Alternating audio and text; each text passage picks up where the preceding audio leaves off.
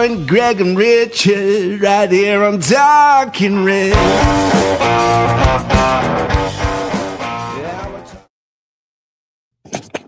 Hello and welcome to Talking Reds, a Nottingham Forest podcast hosted by myself, Greg Oram, and of course my podcast partner, Richard Spray.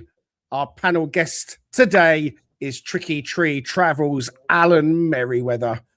Last night at the Etihad Stadium, Nottingham Forest showed something that has perhaps been missing at times this season: resilience, organisation, and a real sense of belief.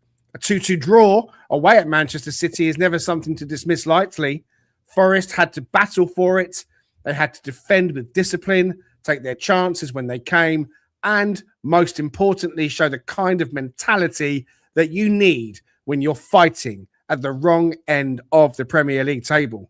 And the goals themselves were outstanding. Moments of real quality on a night when Forest refused to be overawed by one of the best sides in Europe. What also stood out was the shape. Vítor Pereira going with a back three gave Forest a different kind of balance, more protection defensively, more structure without the ball, and real opportunities to break forward when the moments came. For long spells, it looked like a system that simply suits this group of players. The result means Forest remain outside the bottom three, even with West Ham picking up a win elsewhere. So the pressure is still there. The fight is very real still. But perhaps, just perhaps, this was the kind of performance that hints at a team starting to turn a corner. It wasn't a win, but it felt like it. And it gives this team the platform to go on and grab another chance to save their season.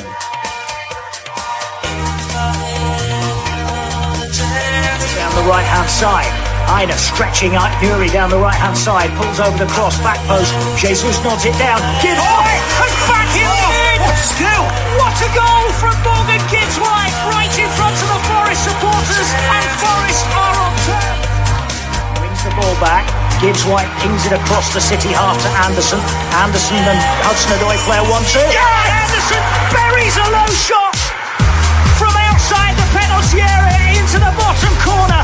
Knee slide from Elliot Anderson in front of the Forest fans. They are level again with 14 minutes to go.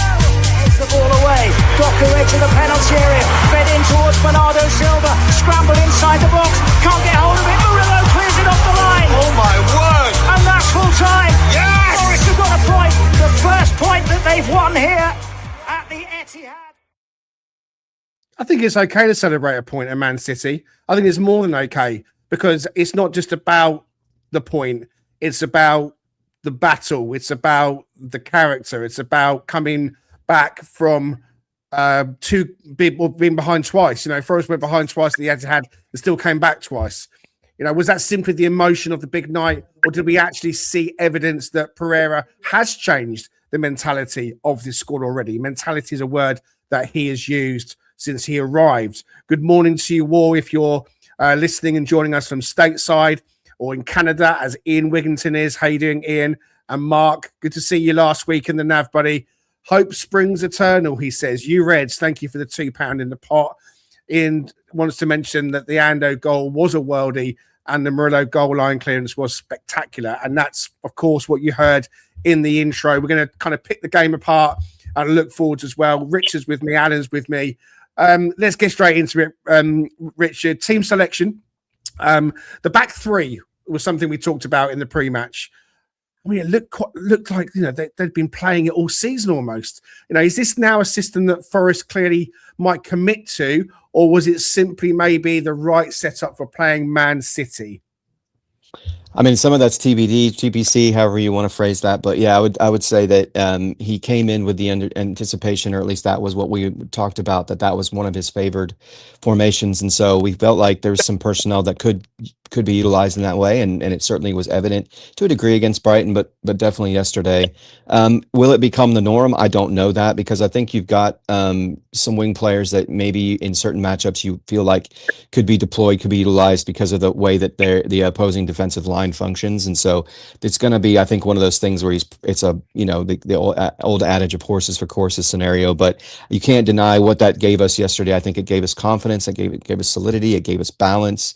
It showed showcased, I think, a little bit, provide some insight into what Nico and Ola can do moving forward, as well as having the opportunity, because they have the midfield cover and they have that what they need to kind of stay compact in that area of the pitch, which we know is a huge problem for us against Man City in the past. So, and has been for other clubs against Man City. So it was just refreshing, to your point, to see. I mean, the statistics were what they were. It's the usual and customary situation with Man City when we play them. But I think the fact that we were able to execute and be clinical on those half chances that we were given was important. I think just for getting our minds in the right place. It's kind of like when in golf, when you have the yips, right? And you just keep slicing the ball over and over and over again, the psychology begins to weigh on you a little bit. And the same thing in terms of finishing for us. So it was just great to see, as you pointed out, the character that Vítor quoted quite often. But I'm happy because it gives us an opportunity as well to see more Jair Cunha and help advance his development. I think that's important as well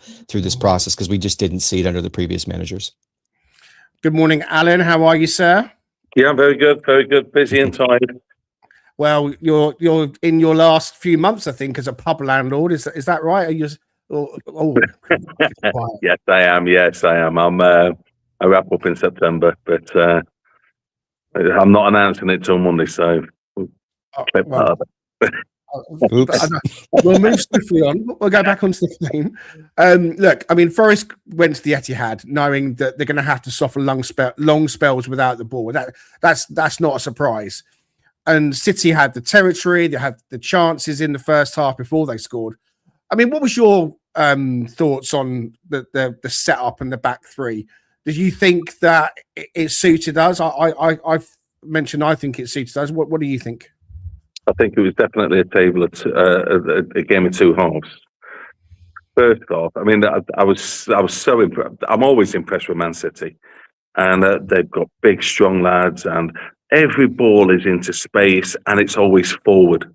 You know, we were rabbit in headlights first half. I like Cunha. Yeah, I think brilliant. I love the setup. But what we need to build, and we just need a settled formation. So, I guess, like Richard says, we don't know going forwards whether he'll bring that back out again for a home game against Fulham. But I mean, I've been reading X this morning, and Morato is always like a pantomime villain these days because his performances leave a lot to be desired. And there's comments out there, well, how on earth could Deitch have played Morato and Cunha was in the building? I mean, look, I don't want to go over old ground, but you know, it wasn't the only one. Morato was the one that had the experience in the Premier League, you know, with all those moments off the bench last season, and then deputising for Murillo, and so on. So I'm not going to go too hard on former managers, but it feels like Cunha, Richard, is here to maybe see us out for the rest of the season now. He's come into the side. It doesn't look out of place, does he? No, he looks calm. He looks composed. Yeah, I mean, that's and I wouldn't, you know, maybe this is baptizing him a bit too early, but he has similar. I think he looks similar in terms of his ability to diagnose where danger's coming from, to what we've seen from Murillo from the moment he stepped on the pitch. Different types of players, different profiles, clearly, but I love the ability to see where, you know, a ball's on an errant pass is happening and react to it quickly. I mean, when you see players with that kind of, I think football IQ is often used phrase, I guess, and especially from me, but starting to build that element of his game, and then the physical attributes are there too. I mean, he's a bit slight right now. He's really tall, but he just never looked out of place in terms of where he needed to set up to prevent things from happening, but also in terms of just the relationship that he seems to have developed, whether that's on the training ground, which you would assume that's the only place he's going to get it at this stage, even with Milenkovic, and knowing how to function as a pairing in conjunction with Murillo, because we know Murillo will move forward more frequently, whereas Cunha can provide that ability to stay back a little bit and not allow us to get overrun, especially on the counter, which we know we've seen that happen if Murillo gets dispossessed or he makes an errant pass, that can take place. So it was great to see from a guy who's 20 years old. So, I mean, there's so much football ahead of him. So it's encouraging to know that he may not have the flash that Murillo has, but he has the sort of Milenkovic type tendencies in terms of his ability to set up and be in the right place at the right time. Alan, did you go last night? Yes. I thought you did. So when you were in that crowd, I mean, I could hear them on the TV. I thought the fans were great last night. I thought they were absolutely brilliant. They always are. But, you know, it reminded me of season 1 when we went up there. We got hammered 6-0 with Steve Cooper in charge. And the fans just didn't stop singing that night because I think, you know, they were like, we're back in the Premier League. And so that kind of carried them through in spite of a heavy defeat that night. And last night, you go up to the Etihad when we're, you know, in the situation we're in the league, lots of tension around. And of course, the opener did come through Antoine Semenyo. You know, what was the kind of feeling in the crowd around you at that point? Did you kind of think this is it? This is it now. That's it. You know, off we go. Yeah, I thought. I mean, we were talking. A few of us. You know me. I'm always glass half full. But even a few of us were saying, you know, it's men against boys. I love the way he set up. But yeah, I don't know how it came over on the television. It didn't look like we set up. We just looked low block. We had that.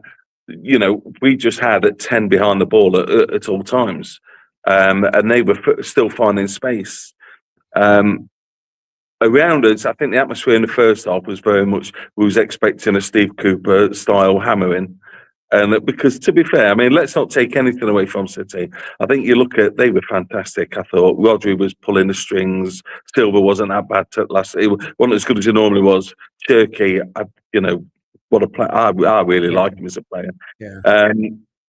And then Ain't Noi, it's, you know, they're just bombing up the wings. I just thought they were a good side. But I think, again, it just comes back to a tale of two halves. I've not seen it back on a television or anything yet, but, you know, I didn't see any style of play, we were just kicking the ball. I just felt as if there was no composure last night in that first half. There was nobody getting it. The only one I would say was Gibbs White. There was no one putting the foot on the ball and looking into spaces. Every time City had the ball, there was space, there were men free, they were zipping it from one side to the other. I think the first half was very well, certainly the first 30 minutes, first 30, 35 minutes, we were getting hammered. I mean, how much of that do you think was the messaging from the manager, Alan? Because he goes to the Etihad, and I think it reminds me when we played Liverpool at Anfield, which we ended up winning 3-0, and we kept it really tight. We were under a barrage for 25 minutes against Liverpool before we ended up scoring. And I said to Orlando last night, I said, look, we're sitting in deep, we're sitting compact. City had all the balls as expected. And I just felt that it's not great on the eye, but you don't want to kind of like concede an early goal. So right. Could you kind of understand, look, if you're going to try and match up with City from the start, you might get picked off. I mean, they had that ball played across the edge of the line almost that Haaland nearly towed in. So when Semenyo scored, and as you say, the fans around you thought, here we go, the floodgates are opening. Could you in your wildest dreams imagine that we might get something out of it, Alan?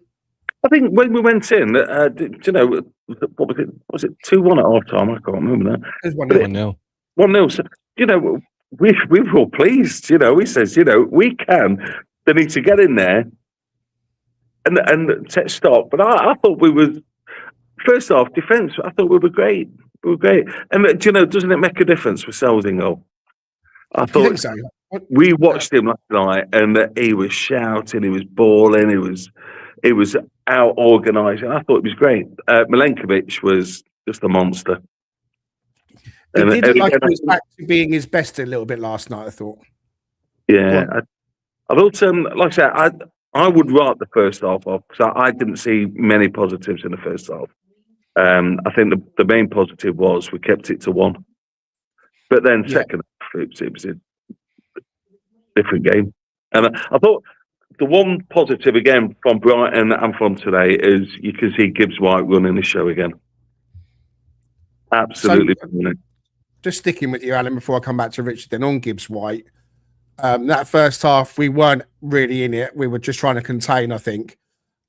Gibbs White, I agree with you, looked like he was trying to be the one. I mean, there was that moment when we broke with Igor Jesus and he laid it to Gibbs White, who just snatched it early. And you have to take on unusual nights away at the Etihad, You've got limited chances, and you've got to take those kind of shots. And I thought, if we're going to scuff shots like that, then we're going to be on a hiding to nothing. Right. Okay. So we're feeling scraps from them. Yeah, if you had a look at City, they had a shot that went into the side net, and I think it was Semenya. I may be wrong, but it absolutely ripped the leather off the ball. And we're trying to stroke it, and you have a look. And when Semenya hit it, it was right in front of us, and you just thought that's going in. But you could see they're just slipping it in. We're trying to stroke it into the far corners. I think sometimes we just need to take the leather off the ball. Well, he did it against Brighton, and we were all delighted. Okay, so Richard, half time. Teams going, we're 1-0 down. We've had a couple of light sniffs. There was the Igor Jesus shot that Nico followed up, ended up being offside. And so I thought, you know what, we're not really in it, but maybe there's a sign or two that we can do something. The Gibbs White interview post-match, he talked about them not really being in the first half as well. But the manager said to them at half-time, you need to have belief that you can play against a team like this. So it feels like at half-time, Pereira's messaging is saying to the players, look, believe in yourselves. I believe in you. It's all about that mentality, isn't it? And that identity. Maybe the back three is the kind of the big piece in the puzzle towards that identity that he's trying to build. I'm not suggesting that that's it now. We've cracked it and off we go, sailing into the sunset and play back three every time. I think that would be naive to suggest that. But we changed in the second half against Brighton. I know we didn't get a goal back, but we looked better in terms of our shape and our endeavour. So with that mentality and possibly that identity, are they the things that are going to take us into the rest of these Premier League games and give us the fighting chance we need? Well, I was thinking the same thing because I was thinking in relation to someone like Leeds, for example, because they made a decision to switch to a back three as well. And utilize Bogle and Goodmanson in a very different way, right? Which is to get them more advanced and provide a little bit more control over space in general. I mean, Alan's right. I think Man City's just going to do that to teams. They're just going to be able to carve teams open because of the quality of what they have and just the synergy they have amongst all those players, because they've had preseasons, they've had a consistent message, culture, structure, all of those things for so long. It's just impossible, I think, at this stage to frame it any other way. And so I think by doing something like that, what it can do as well, it does two things. One, it helps you withstand some of the pressure that comes.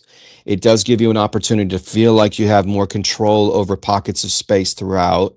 It does, even though they may get passes and make runs and do things, once they reach a certain point, it becomes sort of an impenetrable wall to a degree, or at least that's what you're trying to get to. And then subsequent to that, you now have a lot of firepower off the bench to provide a little bit of extra, cutting edge, if you will, once you reach a point where maybe you're conditioned well enough and you're not having to run as much and you're not having to because Nuno did things like this too, which weren't expending a lot of, I guess, for lack of a better word, distance traveled when we were under Nuno. And so by maybe limiting the need to have to do that all the time, then what happens is you bring on a Hudson-Odoi, you bring on a Hutchinson, you bring on those types of players when the other team is starting to get fatigued, so that you can take advantage of those moments. Because as you pointed out, all we really need is those few isolated moments if we're being smart about how we're approaching it in getting into the box and achieving that clinical finish. If we start to ratchet that up to some level, especially when Chris Wood comes back, that's only going to get to be more the case once he gets reacclimated. But I think there's an opportunity potentially to provide us, like I said earlier, the right balance of what we need in order to be successful. Because at this stage, we need to do something, as Alan points out, we need to be consistent, we need to be controlled, and do that week in and week out, because there's just no license now. There's no flexibility. We're running out of time with only 9 matches left in the season, which feels like a lot, but it's going to go quickly. I think as this entire season has gone quickly, as nightmarish as it has been, it's gone quickly, and we're on that home stretch. And so finding this kind of setup, I think, and framework for us will do us wonders, because we've seen it do wonders for Leeds, and they're not as talented as us. I mean, honestly, on paper, they're not man for man. So I think we have an advantage here that maybe we can deploy something like this to give us a little bit of a more confidence and more belief that we can stay composed throughout a match, especially against teams like Man City. Steve-O's in the comments says, hopefully it's the end of the starting two wingers thing. We're so much more compact. Good afternoon to Jackie Howarth. She said, good afternoon, boys. Lovely sunny day here in Nottingham. Our good friend Steve is in the comments. He's still smiling. It was lovely to see the City's tears. We want to take that spirit into the next few games and we're going to be okay. Now then, Palace, what can you do to add to the fun? Of course, Palace Spurs is tonight and we'll be keeping a keen eye on that. Mark's off to watch the cricket. Enjoy that one, buddy.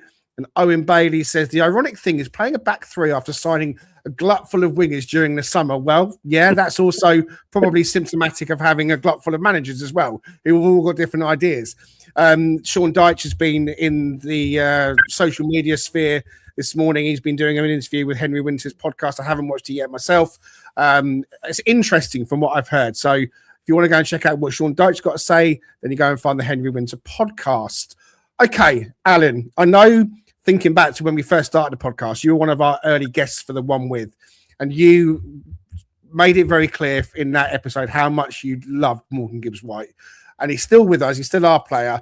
He's had a tricky season, certainly in the early part, but I think he's coming into his own now and showing a real leadership. And last night, again, I thought he had a fantastic game. And, you know, in spite of us not being in charge of the game for many parts of it, it's those flashes of genius. And there was that moment. I mean, just talk us through what it was like when that ball floats over. Great move, great breakup. And Gibbs-White was a part of it from the beginning. Ola doing his bit. Igor Jesus, who I thought again was good. Brilliant. How was it being in the crowd?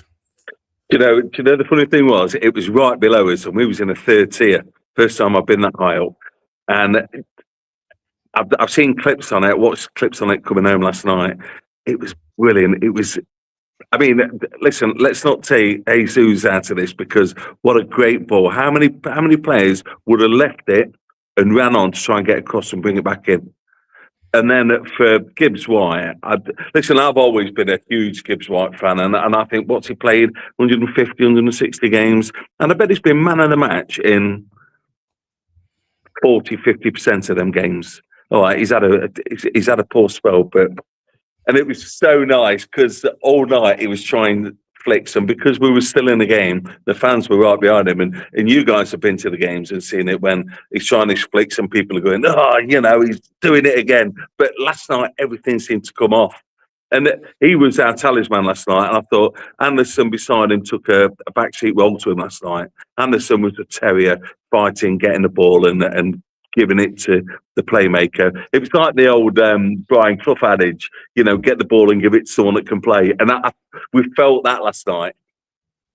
Yeah. And I think the other thing as well, Sangari had a quite, to his recent standards, I thought he had a quiet game last night, but still solid. Yeah, Sangari's been brilliant.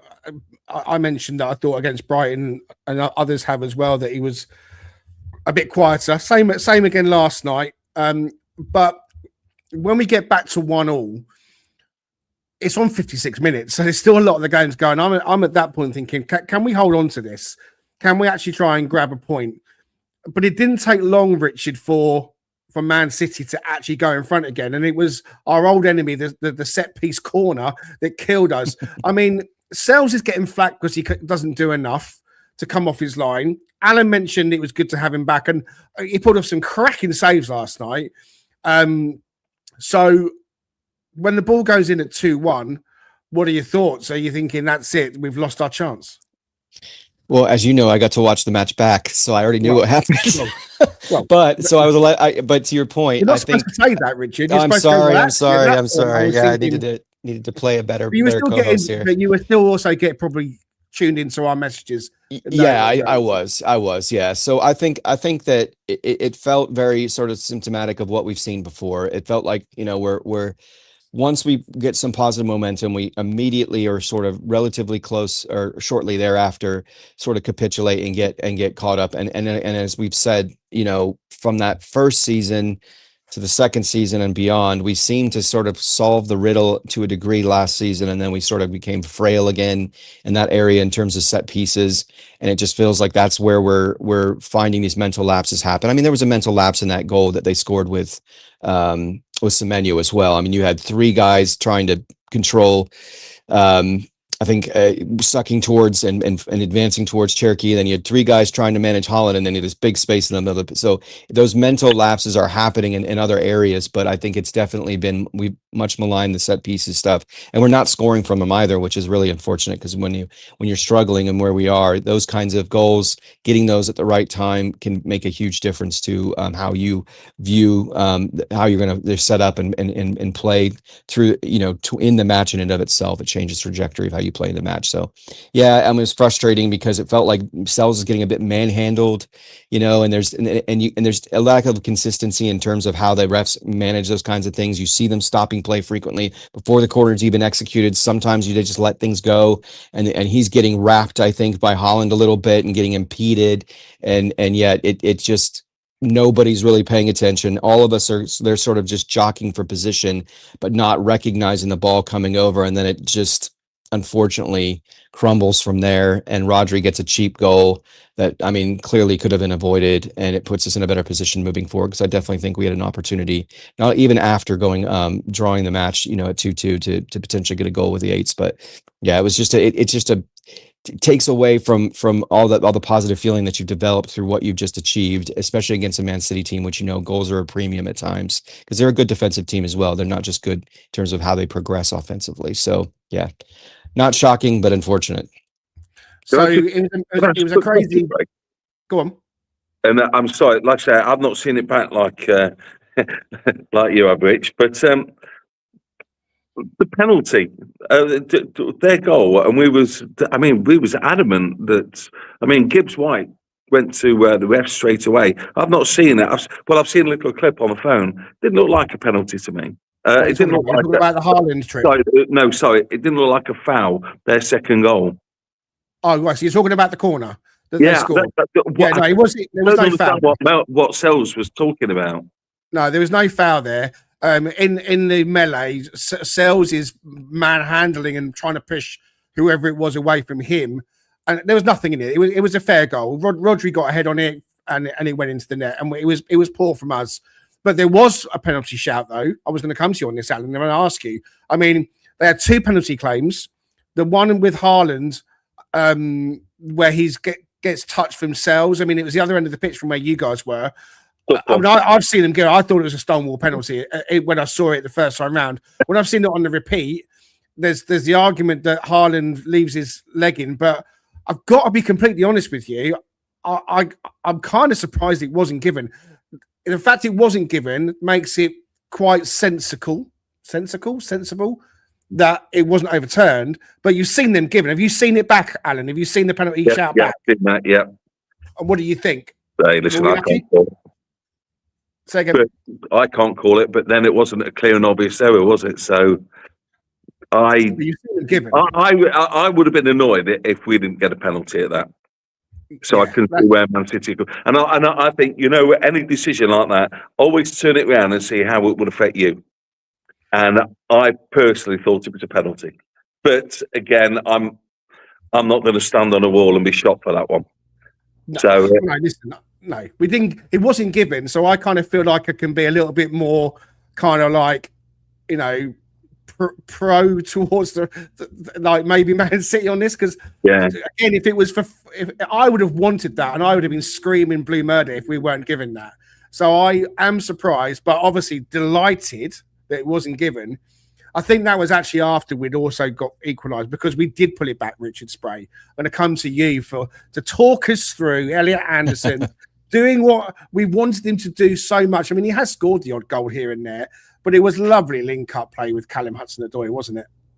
Yeah, it's textbook. Yeah, I mean, and you could see it. You could see it coming, right? Like as soon as he laid the ball off, it was a perfect give and go between him and Callum. And I think we don't give Callum enough credit for how he plays the ball on the ground in terms of his ability to pass, the kind of vision he has and awareness he has, and just that little insight he can provide, in terms of a little moment of magic, just like Morgan, that you need just to get a little bit of an opportunity out of nothing. And we saw, I think, a different side of the goal, but that looked very similar in terms of its power and its trajectory to what Elliot did against Southampton first goal that he scored. It was just an absolute rocket strike. And so it just begs the question, like, are we going to be able to see that more? Because ultimately, when we're in a deficit in goals in terms of your number 9 position, you're getting it from your 10. And we'll call him a 10. He's sort of been a bit of a hybrid 10 wide player this season, sometimes a false 9 in Morgan Gibbs-White. So he's trying to fill the gap rather than being that distributor, rather than being the guy who creates from a passing standpoint. And each time that we score, he's the guy who's actually getting into the box or getting into position to score. And that's important, obviously, because we haven't been getting it from Jesus at this stage. But now Jesus is sort of transitioning into the assist guy. So kind of getting unexpected outcomes and goal contributing actions from players we wouldn't anticipate. But if Elliott adds that to his game, I think the joke was made in our WhatsApp group that adds like 10 million to his number. But that's not wrong. I mean, ultimately, he can do just about everything else well. I mean, he can pass, he can defend, he can, I mean, he's going to duel. He provides leadership as well. I mean, he's just a solid, consistent, fantastic talent. And then when you start to add into his game potentially something like that, and maybe that bolsters his confidence now to feel a little bit more, belief in himself to be able to execute something like that. Because if you see it, he gives that one little extra touch, so he gets the right sort of angle and pull back to get the momentum and the force on the ball to make it difficult for Donnarumma, who's a great keeper, to have even a shot at that. And just everything about it was just picture perfect. I mean, there was nothing you could complain about through that entire passage of play. That's the kind of football we want to see. And that's what I think we can start doing more of, is not feeling so much this need as we were early in the season to shift into a high possession team, but get back to something I think we did last season, and be more focused in on how we function in transition and how we operate in the counter and how we can execute those little moments of brilliance. Yes, it's a worldie. Yes, it's not always going to be the goal you see week in and week out, but I definitely think it's within his locker now to do that. And that's a massive value for us, because if we can start pulling the Arsenal model and just distributing goals throughout our midfield and our attacking entity, that's going to make us very, very effective, obviously, going forward, and put us in a much more advantageous position to win matches, at least get points, period.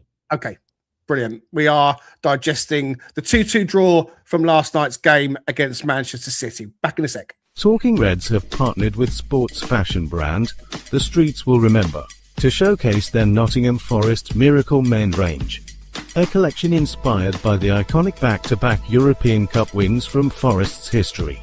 The range includes caps, hoodies, t-shirts and socks, designed for supporters who want Forest culture represented properly, away from generic merch and rooted in football memory. Each piece reflects the achievements, spirit and greatness of the Forest legends we honour.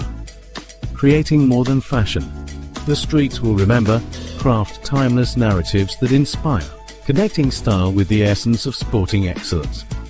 We'll be wearing pieces from the Miracle Men collection on the channel, and you can explore the full range via the link in the bio.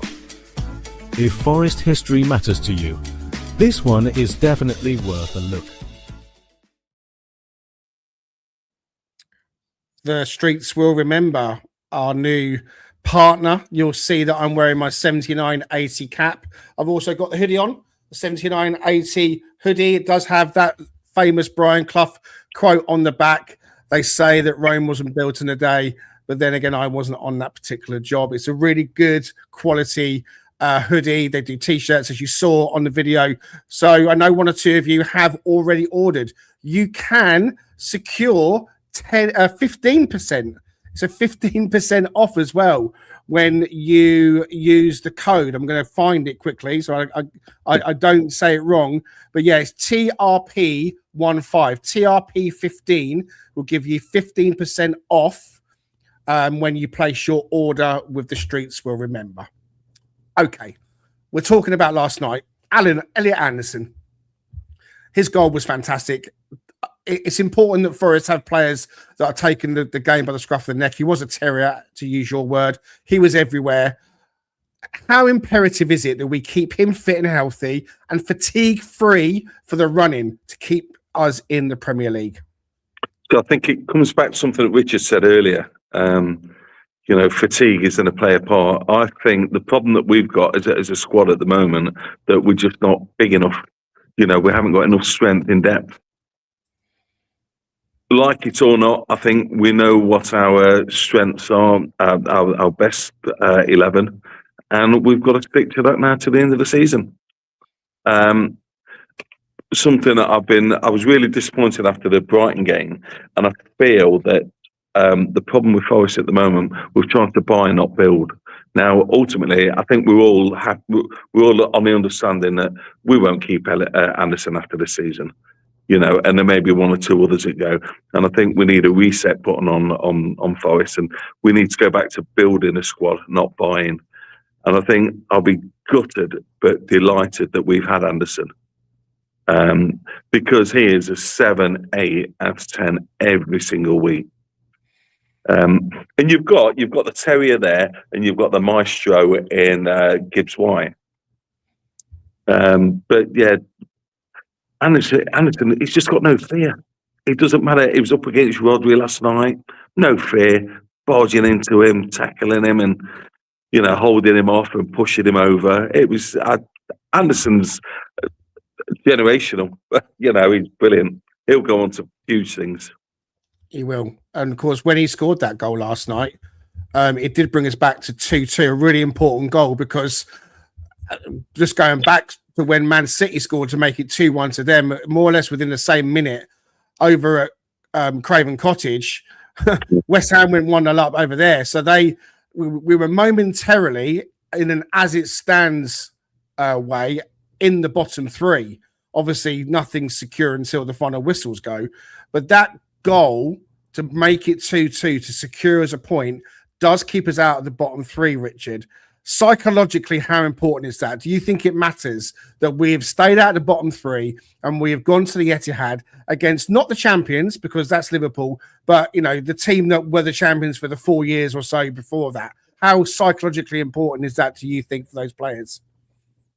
Oh, absolutely. I mean, it was an unexpected point to begin with, and then it became an absolutely massive and vital point once executed because of what you just mentioned. And so, I mean, we've said if we can keep West Ham, even though that, and they had, I think that's the first clean sheet they've had under Nuno since he took over. So, I mean, that's a huge progression point for them. And what we need to do is just continue to stay ahead of that curve and continue to be in a position. Otherwise, as you've stated, while I think there's enough belief in the dressing room, there was enough need for the manager to say something at halftime to try to kind of energize that belief a little bit. And so when you have a good result against, or when you have a reasonable performance against a Man City, and then you come away with nothing, and then correspondingly, you've got a team that's chasing you now, passing you. It's gonna take the wind out of your sails. I mean, there's no question. And so I'm grateful that we were able to do what we did. It was unexpected in terms of how it unfolded and how we got that point. But it's just now imperative of us to maintain that same level of play and more, as you keep referencing Vítor's buzzword, mentality, to maintain that going forward, because I don't think West Ham's going to be short of scoring goals. They've got so much capability on their wing play from Bowen and from Somerville. I mean, Somerville's been fantastic, right? I mean, he's been a revelation for them this season. And so their strikers are playing decently well. They're not scoring a ton of goals, but they're at least getting the service they need from a Bowen as well, and Somerville. So there's a lot of creative force happening on that end of the pitch. Now, granted, they have the opposite value or benefit of us. We have the defensive side of it that's certainly stronger, and we're able to probably keep ourselves in games more frequently. And when we saw what happened against Liverpool for West Ham, and now they've got Man City at home, so that's not going to slow down for them. So I think it was critical for us going into that, because it keeps us in a position where we feel like there's still like I said, there's still a belief that we can get ourselves away from them. We can progress and get distance if we continue to try to put performances in like that. Performances like we did against first half or against Liverpool. Other performances we've seen when we've played to our level of capability. And so, keeping them at bay is going to be massive. So we play Fulham next. They play Man City. We've just got a point off Man City. They beat Fulham. So we hope, of course, that they will lose to Man City and we beat Fulham. So the net will be that we take 4 points from those games and they would take the 3. So in a moment, I'm going to do something with you guys to plot results for the rest of the season. We'll spend 5 more minutes just kind of like tying up the game, Alan, and also looking ahead. Vítor Pereira hasn't had time with the players to do much training ground work since he came in. We know that he's come in, it's been game. So how important is the next 7 days or so before we go into the Fulham match? And of course, we've got Midtjylland coming to the City Ground next Thursday. So we're back to that conundrum about team selection and fatigue. What would you do? What do you want to see against Midtjylland?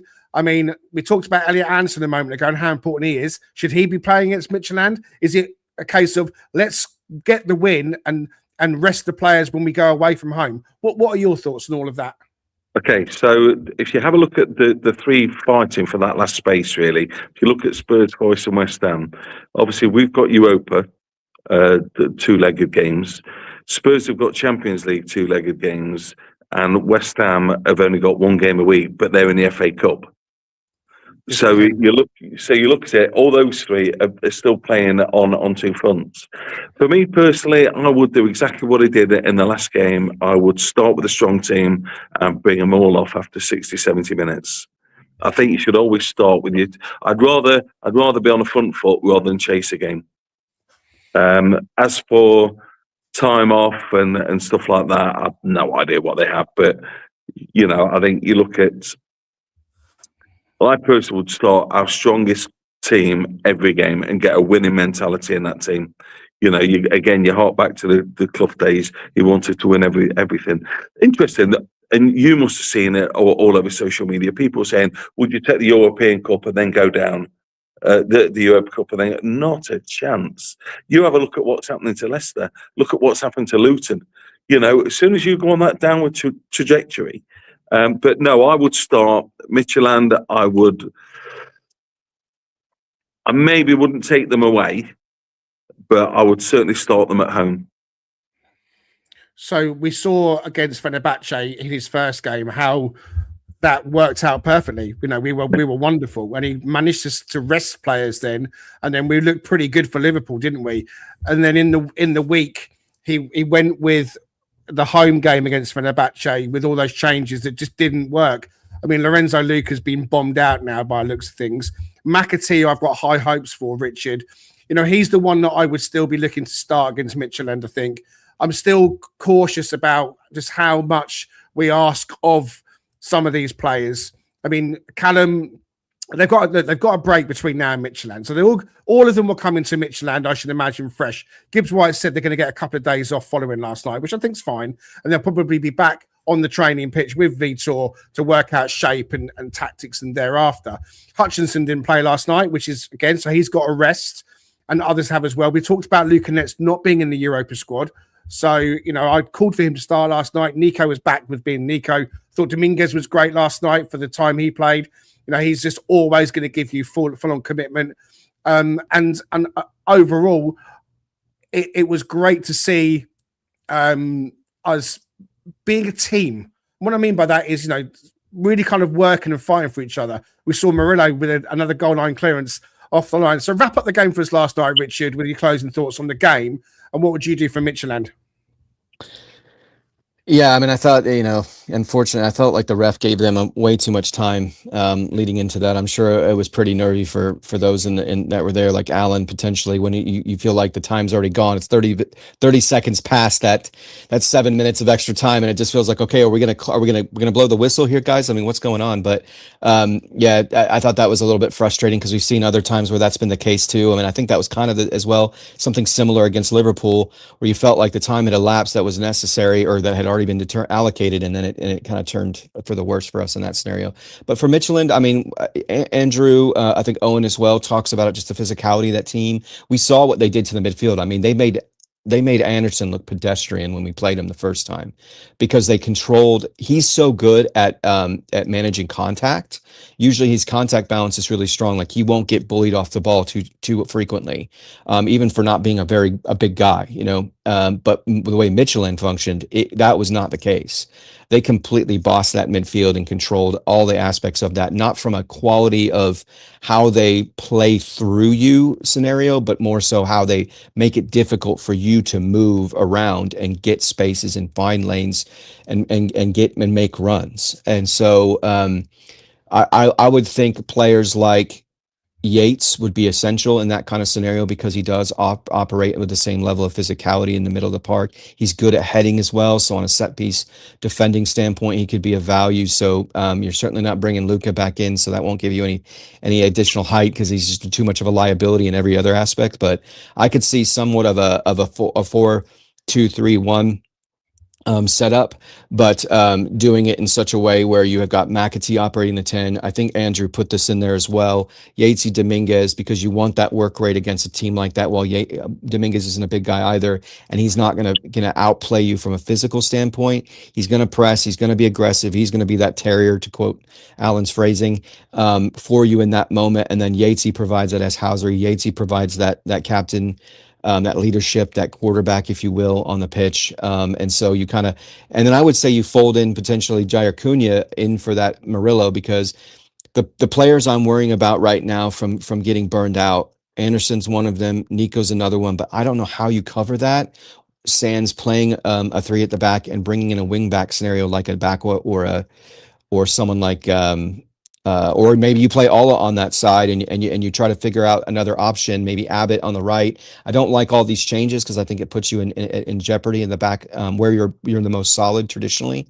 But I just don't know how you potentially give Nico a chance to rest, because he's just been nonstop. He's played more minutes than anyone else on the team. And so how do you offset that in some way? How do you provide that opportunity for him? Maybe it is a certain area where you do something for a half and then you switch it once you know that you're not quite seeing the result, not seeing the quality kind of bubble to the surface. So you bring in those sort of nailed on starters in the second half. But I think you can blend it. I think you can find a balance there. But Anderson for me, Nico, if there's any possibility, get them off the pitch, take Murillo off the pitch, put Cunha in, give him more time to play because he's needed it. It's been too long since he's been getting it. So seeing something to that effect, I think would be a value. But I just don't know how you do it from a Nico standpoint with Nets not being included in the team. Okay. When we played them in the group game, it was Sales in goal, the back four of Milenkovic and Murillo in centre back. Morato was left back. Williams was right back. You had a midfield of Anderson and Sangare. You had Gibbs White in the 10. You had wingers of Ndoye and Callum Hudson-Odoi and Igor Jesus up front. So, the team hasn't really evolved much from there. I think that he will go strong. With there being a gap between now and Midtjylland, everyone should be fresh. I think he'll play the strongest team he's got. As much as I like to see McAtee come into it, I think he'll start as strong as he possibly can with a view to getting 2 or 3 goals, because I think we can do that against this team and then making the changes. Okay, right. What I want to do now is change tact, and we're back in the Premier League. I'm going to try with these guys now to plot the results for the rest of the season with all the teams in the bottom with us. That's West Ham, it's Spurs, it's us, and it's Leeds. I've gone ahead and already populated the results of all the other teams. Okay, so I put this on screen. I've left the tonight. Alan, I'm going to come to you for this. Give me the score for tonight. Spurs v Palace. What are you saying? Spurs 2-1. You think Spurs going to win 2-1? Okay, right. So that takes us into the next game week. You'll see that I've already populated what I think other scores will be, such as Burnley 1, Bournemouth 2. So I've gone ahead and done that. I've left blank the teams in and around us, okay? And it will calculate a final league table. So, Richard, I'm going to come to you for West Ham against Man City in the next game week. What's your score for that, do you think? 3-1 City. 3-1 City. Not 13. 3-1 City. Alan, I'll come to you for Palace at home to Leeds. What do you think that would be? 2-2. Everything that you know about all these teams, they're all the off-field stuff, the on-field stuff. Forest at home to Fulham, right? I mean, I'm not going to do this on my own because I think we're going to win 2-1. But what do you think, Richard, on that? I'm thinking 2-1. Yeah, I was going to say a gritty 1-0 win. It feels like one of those kind of matches, especially if Harry Wilson's not playing. Maybe we do the same thing that Fulham or that West Ham did to them. Alan, Wilson didn't play last night, did he? Was he injured? No, I think he's got an injury. Yeah. Yeah. So he's got time between now and then to maybe fix himself. But what do you think the result will be against Fulham? I'm going to go 1-0. Yeah, okay, I'm happy with 1-0. So Spurs have got to go to Anfield. We know Liverpool haven't had their regular kind of season. Alan, I'll come to you on this. Liverpool at home to Spurs. What are you saying? I think that's going to be a 3-0. 3-0 for Liverpool, yeah? Yeah, definitely. Okay, I right. think you look So obviously they've changed the manager as well, so it's apparently, if they lose tonight, he's under pressure. I mean, that would be crazy. 3 games. Okay, I'm conscious that we've got a few games to get through still. So if you're listening into this, please bear with us. Go ahead and hit like and subscribe, guys, while we're doing this, if you haven't already. As again, on the next game week, I've populated all the results apart from the relegation candidates. Richard Spray, Leeds are going to be at home to Brentford in that game week. What are you saying? They're just so pesky. They just don't seem to want to give up points. I'm going to go 1-1. Okay, 1-1. Yep. Aston Villa host West Ham United, Alan. What do you think that might be? 2-0 Villa. I know they're going through a slump at the minute, but I still think they're strong enough. Then it's the big one. We go to Spurs. Now, last 3 games in the Premier League, Forest have come out on top. I was at the game at the City Ground. We won 3-0 earlier this season. It was absolutely fantastic. I think they're there for the taking. I think we go there and we win 2-0. What do you think, Richard? Yeah, I was going to say 2-1, but I'm fine with the 2-0 as well. What do you think, Alan? I think we're going to lose. Okay. 1-0. So in that case, then let's split the difference and call it a draw. Okay. Let's split the difference and we'll call it a draw. I think we'll win. You think that we'll lose. We'll split the difference then, because we want to try and be as harsh as we can. Now then, Wolves have got a little bit of a say in this because they play the relegation candidates and they started to kind of like wake up a little bit. They go to West Ham in the following game week. So what do you think? For game week 32, West Ham host Wolves, Richard? I mean, West Ham's going to be motivated because they lost to them the first time around away. But to your point, I mean, at Wolverhampton's, Wolves are playing better at this stage. I'm going to say it's a draw. I'm going to say it's like a unexpected 2-2. Desmond at the London Stadium. Aston Villa have been indifferent, and Douglas Luiz scored from last night. He got his own kind of little cheeky back heel. But I was listening to Gabi Agbonlahor on the radio this morning on Talk Sport, and he was saying, look, Douglas Luiz just is not the player that he was when he was there last time. I mean, I think we could have all told him that, to be honest with you. But we do host them, Alan, at the City Ground. And what are your thoughts on the score? I'll go for a draw with that one. 1-1? I'll go 1-1, yeah. Yeah, I mean, I'd take a point now. I think a point at home. Richard, you're nodding away, so we'll go with that. Yeah, I agree. Sunderland, who've had a great season, they've got 40 points, I think now. They're safe and they're going to be ecstatic. But that's a tricky place to go for Tottenham in this game week, Richard, at the Stadium of Light. Can you give us your score prediction for this one? I'm maybe getting a bit too down on Tottenham, but I'm going to say it's a 1-0 win for Sunderland. It just feels like it's like it's hard to give them a win at the moment. Yeah. Man United lost their first game last night under Michael Carrick. They are hosting Leeds United. I mean, they've got history, these two clubs, big rivals. Alan, Man United hosting Leeds at Old Trafford. 2-0.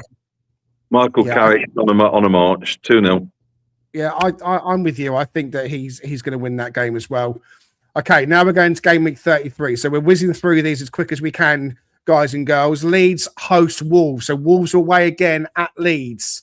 What we thinking? Richard Spray.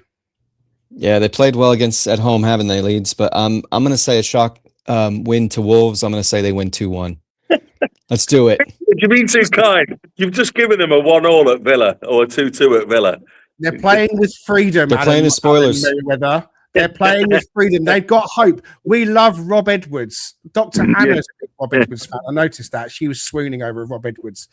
Nottingham Forest host Burnley. This has got to be a 3-pointer for us, surely. I'm saying 3-0. I'm taking charge of this one. I'm having 3-0. And I think you guys, whether you like it or you don't, it's 3-0. We're having that. Spurs are hosting Brighton and Hove Albion. Alan? Spurs win 1-0. 1-0 win for Spurs. We're giving them a win. And then, of course, Crystal Palace hosting West Ham United. West Ham away at another London team. Oliver Glasner, Richard Spray, will he manage it for us? I seem to favour a 2-1 win to Palace. A 2-1 win to Palace. Try and be as stern as you can. We go to the Stadium of Light. Can we? I mean, we were all over them, Alan, when they came to us, and we should have beaten them. We're fighting for our lives. We're fighting for our lives. We've gone to the Etihad. What are you saying? I think we're going to lose 2-0. You're putting us down for a 2-0 defeat. Hey, listen, I'm being ruthless. That's all right. That's what we want because we're not. You need to take Richard's rose-tinted glasses off him. I know. Bournemouth Leeds. It's hard to do. Bournemouth at home to Leeds. I mean, I think it's a Bournemouth win. I think it's a 1-0 win. Well, look, we've been to Bournemouth. I mean, look, we're all down there for a reason. I mean, Leeds have hit some good games, but they're still losing. West Ham at home to Everton, Richard. I think they pull a game like they did against Fulham. I think they win 1-0. West Ham beat Everton 1-0. Mm-hmm. Now, Wolves host Spurs, and we saw what they did to Liverpool. Alan, could they nick a draw? Could they nick something more? What do you think? I hate to say this, but I think it's going to be a Spurs win. 2-1 to Spurs, should we say? Yeah. As good as anything. Okay, we're nearly done, peeps. We're nearly done. I promise you. Aston Villa then host Spurs in game week 35. Alan, I'll come back to you for this one. Aston Villa hosting Spurs. Sure, 2-2. Desmond, all right. Brentford hosting West Ham, Richard. Quicker. Okay, 2-0, Brentford. Thank you. And then Chelsea hosts Forest. I think we lose that. 2-1. Leeds hosting Burnley. I think Leeds win that at their ground. I'm going to say 2-0. I'm going to put 2-0 in, guys. Okay. Forest host Newcastle. We haven't had much success against Newcastle, but they've had an up and down season. Can we grab anything at home against Newcastle, Alan? Do you think? Give this one to Richard. Because I keep putting Forest down for losers and George. Just give it Richard. Well, damn! Now I wanted to give him a draw on this one because I feel like we can get some points on it. So I'm going to say it's a 1-1. Tottenham host Leeds, so this is a big game for those two teams, Alan. I think this is even harder to call. Tottenham hosting Leeds. I'm going to go Spurs 1-0. Spurs win that 1-0. Yeah. And then West Ham at home to Arsenal, and I think they're going to lose that 4-1. I'm putting 4-1 down.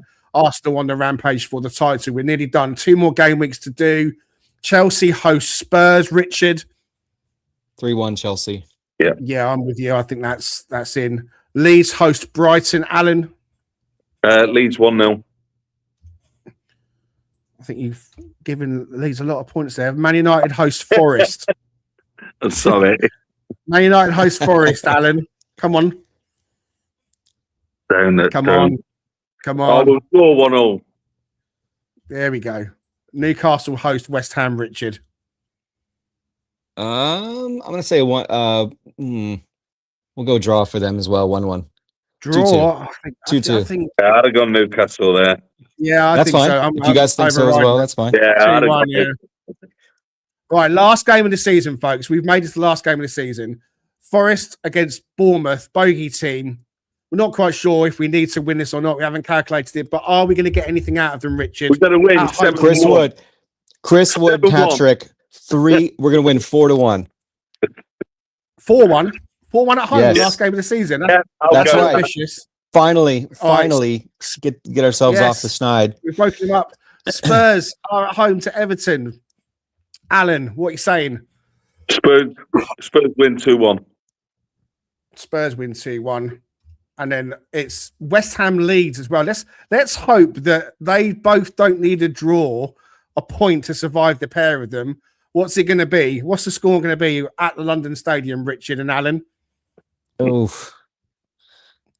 I was going for a 0-0, some ugly, awful, destitute watch of a match. You know, it's like you're gonna go 0-0. Okay, right. Yeah. Greg, before you show the table, I think with what we've done, I think Burnley will finish just outside. Yeah, you're probably right. Wolves will be second. I'm giving way too much credit to my fellow countryman, the Welshman that is Rob Edwards. Here we go. Look, I'm not even seeing it myself, but let's scroll up. We've got us finishing 15th on 41 points. Hey. That's reasonable. Above Brighton on 40 points. Leeds finished 17th on 40. West Ham, Wolves and Burnley go down. In fact, Spurs finished above. We had Spurs finishing 13th. So I think we've given Spurs. I just can't see them getting to that point. I think we've been a bit too generous. But we've got West Ham in the 18th. We've got Wolves in 19th on 29. And we've got Burnley in 20th on 20 points. So West Ham, we've got them finishing on 33 points. I mean, that's only 5 more points than what they've got already. So maybe, I mean, they have got a hard run in. It just goes to show that it's so tough when you're trying to plot fixtures and results. And maybe there is a bias towards Forest, and maybe we're trying to be a little bit too generous for a team or here or there. But look, if we can do anything near what we've just plotted out in terms of our own results, then I think we'll take that. That gives Burnley 1 point in the next 9 matches. Well, yeah, wow. I think. You really think that's going to happen? Okay. I think Burnley and Wolves are potentially swapped in terms of who's the worst team in the division right now. And so therefore, Burnley might pick up the mantle of, having their worst run of the season where they're losing games. You do realise we are the Talking Red supercomputer. We are. We are the supercomputer. It's a dire statement. Just quickly in the comments, Owen says, could be ironic, Moyes going to the London Stadium and putting a nail in their coffin. Owen also talks about Bournemouth being the bogey team. Finally. Let's end this run at the last game of the season. And then, of course, Steve thinks West Ham will get more points than we've given them. Yeah, he's right. I think that's true, although I hope it's not too many more points, because if, let's say, we get 4 less and they get 4 more, then we're on level points, and that is not a place that I want us to be. Okay, that was a little bit of fun for the end of this one. Alan, great to have you back with us. And I know that we caught you and you're busy. You've got a pub to run, you're running the travel club, you're going to watch Forest, and so on. Any closing thoughts you want to give us on Forest at the moment before we sign off? No, I'll leave that all up to you. I would just like to say one thing, though. Forest lost a great supporter a couple of weeks ago, Julie Pritchard. She was the host of the Brian magazine. Jules she was a regular on Trick or Treat Travel. She was a great girl. She was ever so funny. She used to make me laugh. She used to infuriate me. She was a great girl, but sadly passed far too early. So I'm sure on behalf of everyone, we'd just like to wish Rob and all Jules' family all the best. The nice thing about Jules is she's gone, but with her unique style and way, she'll never be forgotten. Here. Amazing. I absolutely saw the tributes on social media, and thank you for paying tribute to her here and now, Alan. And rest in peace to you, Julie. Well said. Thank you, buddy. Richard, any closing thoughts from you, mate? I want to again pay penance to this man right here for ever doubting him for a moment and believing that somehow his form and his potential and all of the things that we'd hoped for, that talismanic sort of moniker as Alan gave him earlier, was slowly diminishing, and the light was dying before our eyes. But in reality, he's just functioning a different way now. He's just taking on a different approach to how he impacts matches, and he's still a magician. And we saw evidence of that last night. And I'm just incredibly grateful to see my love for him swing back in full support. Because I think he's an absolutely stellar player, and I think he seems like a great guy too. And you diminish sometimes, or you dismiss just how much it can affect your life. Kids are an absolute blessing, but they can be a lot of challenges, especially early on when they're little, and you have sleepless nights and all of those things, and you're trying to support your partner and not make them have to do all the work. So bless his heart, he's been an amazing player for us. I don't know if he'll be with us next year. I hope he is, depending on what happens. But he's definitely been our captain. He's played that role to perfection, and we really appreciate what he's done in these last few matches to get us continuing to keep our heads above water. It's been an absolute blessing for us. So thank you, Morgan. Yeah, fantastic. Morgan has really stepped up. His post-match on TNT last night was really good. He really loves the club. He's trying to give it what he can. I believe that. And so, yeah, we salute him, and Richard Spray will wash your mouth out and don't ever say that we can do without him for 40 days and 40 nights ever again. Quick word for the cheese trader. Don't forget, he's still our sponsor and he's still a legend. Stu Freestone. You can get your orders in online on Instagram. All the details are in the bio. You get 10% off when you quote Talking Reds. Don't forget as well about the Streets Will Remember. Lots of you are ordering your caps and your hoodies and t-shirts. Really great clothing brand. We'll be back soon. Not quite sure when. Definitely to do a Midtjylland preview next Tuesday. So we'll see you next Tuesday for definite. But in the meantime, keep your eye on the game tonight. We are rooting for a Crystal Palace win. They're certainly not going to want to do us any favours. But it's all about what we do here and now. I've mentioned on the last episode about putting a collective arm around these players and, like, you know, holding them close and being proper supporters. There's been a lot of bickering over the season. Let's all stand together. We're in the mess, but we're in it together. We've got to believe we can get out of it. Come on, you Reds.